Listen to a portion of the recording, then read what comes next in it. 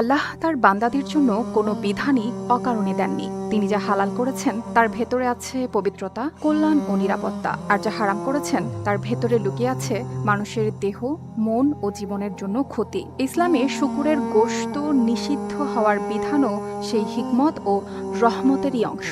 প্রশ্নটা অনেক দিনের, ইসলাম কেন শূকরের গোশত হারাম করেছে?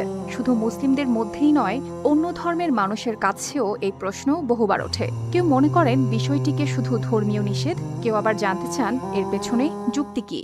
إنما حرم عليكم الميتة والدم ولحم الخنزير وما أهل به لغير الله فمن اضطر غير باغ ولا عاد فلا إثم عليه إن الله غفور رحيم। পবিত্র কোরআনে 4টি স্থানে শূকরের গোশত হারাম হওয়ার কথা এসেছে। সূরা আল বাকারা, সূরা আল মায়দা, সূরা আল আনআম ও সূরা আল নাহলে মৃত প্রাণী, রক্ত, আল্লাহ ছাড়া অন্যের নামে উৎসর্গ করা পশুর সঙ্গে শূকরের গোশতকেও হারাম ঘোষণা করা হয়েছে। তবে কোরআনের পাশাপাশি বাইবেলেও শূকরকে অপবিত্র বলা হয়েছে।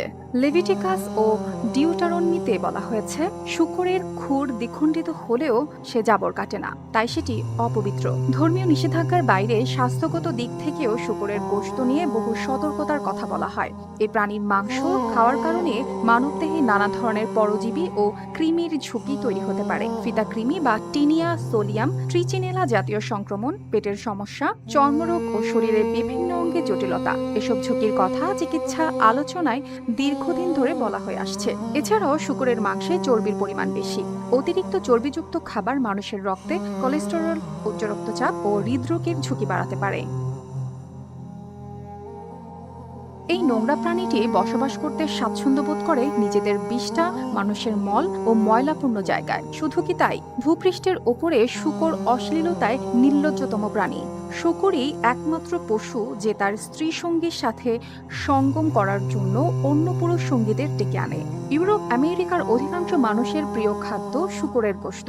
খাদ্যাভ্যাস আচরণে প্রকাশ পায়। বিজ্ঞানীর এই সূত্রের জীবন্ত নমুনা তারাই। ওদের প্রিয় হলো নেচে গিয়ে পার্টি জমানো আর উত্তেজনায় উন্মত্ত হয়ে তখন একে অপরের সাথে বউ বদল করা। অনেকেই আবার জীবন্ত নীল জগতের স্বাদ নিতে স্ত্রীর সাথে মিলিত হতে বন্ধু বান্ধব ডেকে আনে। এসব প্রমাণ করে শূকরের গোশত মানুষকে নির্লজ্জতার দিকে ধাবিত করে। শেষ কথা হলো, একজন মুসলিমের জন্য সবচেয়ে বড় যুক্তি হলো আল্লাহর আদেশ। আল্লাহ যা হালাল করেছেন তা গ্রহণ করা নিয়ামত, আর তিনি যা হারাম করেছেন তা থেকে দূরে থাকা ঈমানের দাবি। আল্লাহ যেন সবাইকে হালাল গ্রহণ করার ও হারাম থেকে বেঁচে থাকার তৌফিক দান করেন। আমিন।